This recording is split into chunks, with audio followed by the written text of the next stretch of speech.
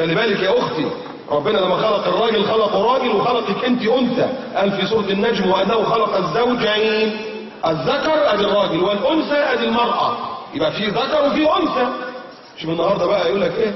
لا مساواة الرجل بالمرأة، هي زي الراجل والراجل زي هي. الله الله، الراجل راجل والست ست، الديك ديك والفرخة فرخة.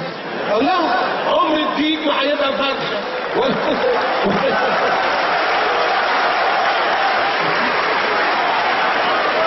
والله عمر الديك ما هيبقى فرخة ولا الفرخة هتبقى ديك. هم بتوع، اذا كانت واحدة طالعة في الاعلام بتقول لك انا بمشي في الشارع مش حاسة بأنوثتي، طب احنا مالنا ومالك؟ احنا مالنا ومالك؟ انت وانت انثى انت ولا شكل انثى انت؟ شوف والله العظيم. ويطلع واحد في البتاع ده الاعلام برضه يقول لك عادي، ايه اللي عايزين يغطوا المرأة؟ تغطوا المرأة ليه؟ الله دي زي اختي، ده انا لو شفتها عريانة اغطيها. يا نمس يا نمس يا مجرم، تقول لي لو شفتها عريانة اغطيها؟ ما هي المرأة هي الضحية، راجل راجل والست ست.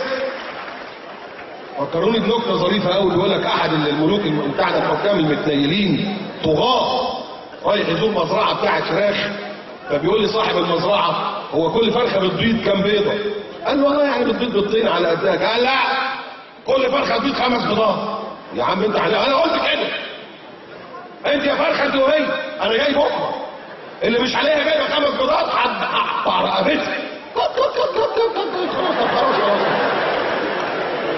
جاء تاني يوم كل فرخه جايبه 5 بيضات الا فرخه جايبه بيضه.